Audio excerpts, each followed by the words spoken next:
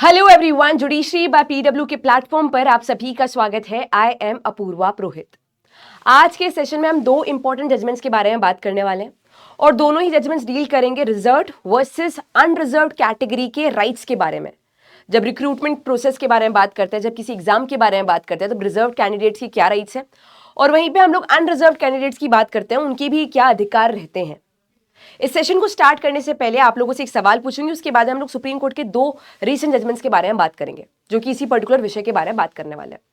सवाल मेरा यह है कि अगर कोई भी SC ST या फिर OBC कैंडिडेट किसी भी प्रकार का रिलैक्सेशन लेता है, फॉर एग्जांपल एज रिलैक्सेशन की बात कर लीजिए या फिर वर्क एक्सपीरियंस के रिलैक्सेशन की बात कर लीजिए या कोई भी और प्रकार का रिलैक्सेशन लेता है, स्पेशल कंसेशन लेता है और उसके बाद है मेरिट लिस्ट में, वो जनरल कैटेगरी की मेरिट लिस्ट में अपना नाम को शामिल करवा सकता है या नहीं करवा सकता है, या फिर वो अब अपने नाम को रिजर्व्ड कैटेगरी के स्टूडेंट्स के लिस्ट में ही पाएगा।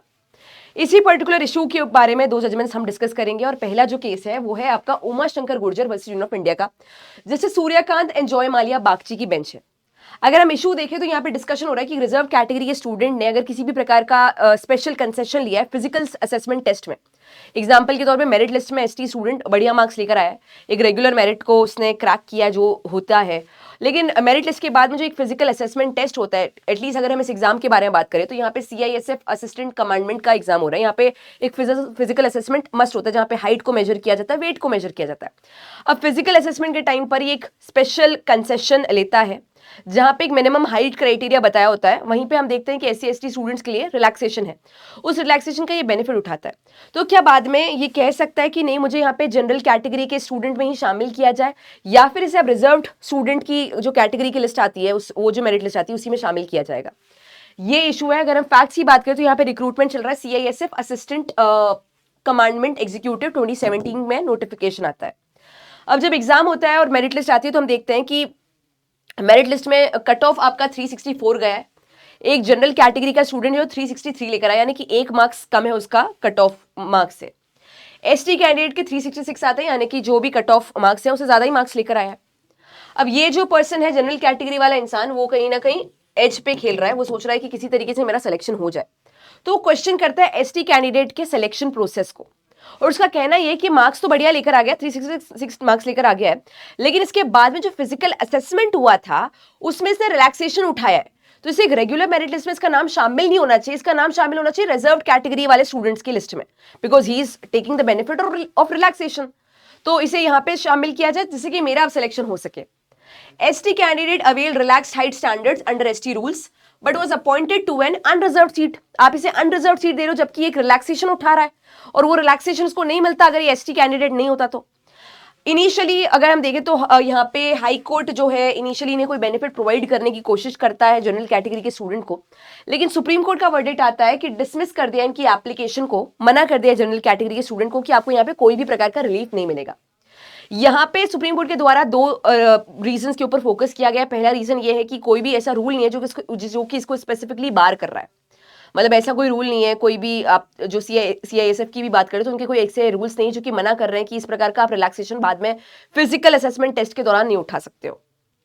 और रही बात रिलैक्सेशन उठाने के बारे में, तो ये फिजिकल स्टैंडर्ड का टेस्ट बाद में हुआ, मेरिट लिस्ट पहले आई है, तो हम लोग पीछे जाकर रिलैक्सेशन को कैंसिल नहीं कर सकते। इस प्रकार की चीजों को हाईलाइट किया गया और इसके हिसाब से जनरल कैटेगरी के स्टूडेंट की जो भी प्ली है, जो भी याचिका है, उसको डिसमिस कर दिया गया था। रीजनिंग जैसे कि मैंने बताया यही दिया गया कि CISF ऑफिस मेमोरेंडम में किसी भी प्रकार से एक्सप्लिसिट बार नहीं किया गया इस चीज को। अगर एक्सप्लिसिट तरीके से मना नहीं किया गया तो फिर हम लोग इसको अलाउ कर सकते हैं रिलैक्सेशन लेने का। और दूसरा चीज ये कहा है कि मेरिट लिस्ट पहले आई है मार्क्स वाली, वो अपने आप में एक अलग चीज है, और उसके बाद में फिजिकल असेसमेंट टेस्ट हुआ है जहां पे हाइट को नापा गया है, वेट को वे किया गया, ये सब चीजें हुई है, तो यहाँ पे रेट्रोस्पेक्टिवली जाकर मेरिट लिस्ट को चेंज नहीं कर सकते। ये दो रीजंस की वजह से यहाँ पे जनरल कैटेगरी के अपील को, याचिका को डिसमिस कर दिया गया है। आउटकम ये हुआ है कि appeal bye general category student is dismissed and reserve category के स्टूडेंट का सिलेक्शन हो गया जनरल कैटेगरी के लेवल पर उसकी मेरिट लिस्ट में। अभी कोई दिक्कत नहीं होनी चाहिए, देखा जाए तो सिंपल जजमेंट आया और मे बी हम इसी प्रक्रिया को फॉलो करने वाले हैं हर जजमेंट में। लेकिन इसी के कुछ टाइम बाद एक और जजमेंट आता है और सेम ही इशू पर आता है, और जजमेंट का केस का नाम अगर हम लोग देखें तो है Union of India versus Sajib Roy. यहीं पे बेंच भी आपके जस्टिस सूर्यकांत और जॉय मालिया बागची ही है। यहाँ पे रिक्रूटमेंट हो रहा है SSC कांस्टेबल GD पोस्ट के लिए। अब एग्जाम से पहले अगर एलिजिबिलिटी क्राइटेरिया की बात करते हैं तो आप देखते हो कि एलिजिबिलिटी क्राइटेरिया होता है एज रिगार्डिंग, एजुकेशन रिगार्डिंग। यहाँ पे एज एलिजिबिलिटी क्राइटेरिया में मेंशन होता है कि 18 से लेकर 23 साल के लोग ही एसएससी कांस्टेबल के लिए अप्लाई कर सकते हैं। ओबीसी नॉन क्रीमी लेयर के लिए रिलैक्सेशन दिया गया होता है 3 साल का, यानी कि 26 साल तक एक ओबीसी नॉन क्रीमी लेयर वाला अप्लाई कर सकता है। इसी रिलैक्सेशन का बेनिफिट लेते हुए कुछ पर्टिकुलर ओबीसी कैंडिडेट्स अप्लाई भी करते हैं। अब इसके बाद में क्या होता है, some OBC candidates use this age relaxation, जाहिर सी बात है करेंगे apply. They scored more marks than the last general category candidate but less than the last OBC candidate.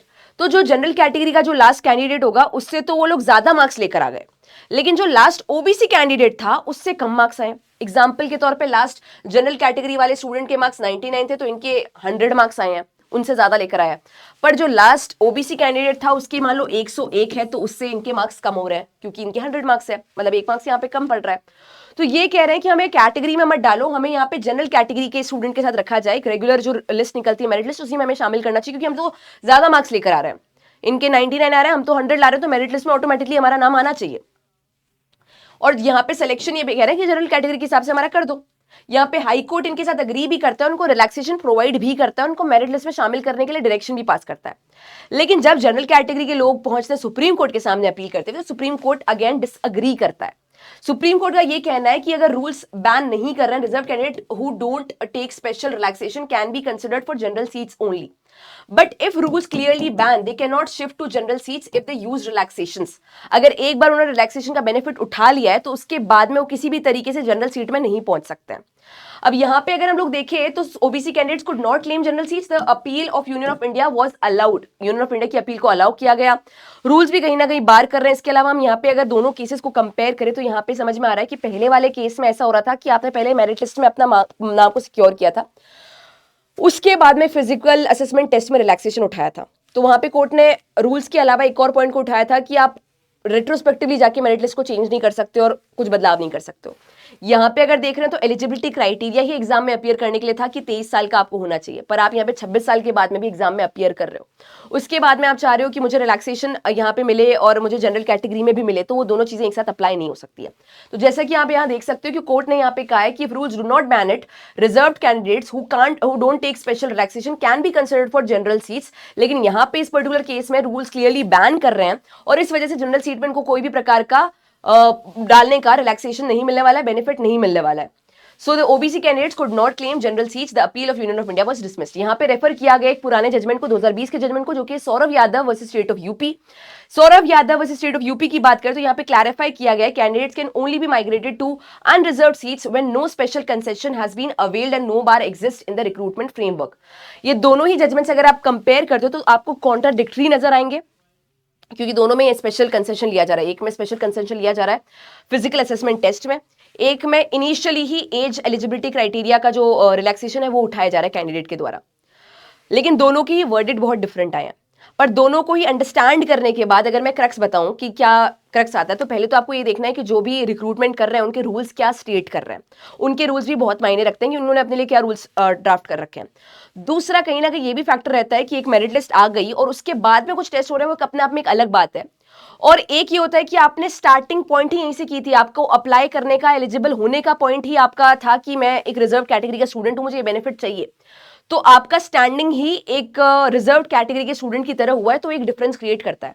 तो ये दो एक टेस्ट रहेंगे। पहला ये कि रूल्स क्या कहते हैं, जो भी रिक्रूटमेंट पोर्टल है, जो भी बॉडी ऑर्गेनाइज कर रहे हैं, उनके खुद के कानून, उनके कानून तो क्या रूल्स डायरेक्शंस क्या बोल रहे हैं। दूसरा हम कहीं ना कहीं इस चीज को भी फैक्टर में रखने वाले हैं कि इनिशियल पॉइंट पे आपने स्पेशल कंसेशन लिया है कि एंड मोमेंट पे जाके लिया है, उन चीजों को भी हम कहीं ना कहीं मद्देनजर रखते हैं। उसके अलावा फैक्ट ऑफ द केस क्या है, किस तरीके से अप्लाई किया जाएगा, उसमें कहीं ना कहीं कोर्ट का या फिर जो बॉडी रिक्रूट कर रही है उनका भी थोड़ा थोड़ा डिस्क्रिप्शन रहता है। Again I will tell you कि थोड़ा आपको ओवरलैपिंग नजर आ सकती है, बट अगर आप इसकी दोनों ही केसेस को ध्यान से पढ़ेंगे तो आपको समझ में आएगा क्लियर कट डिफरेंस। अगर कोई भी डाउट हो तो आप यहाँ पे वीडियो में मेंशन कर सकते हैं। आज के लिए इतना ही। Thank you so much and see you all in the next class.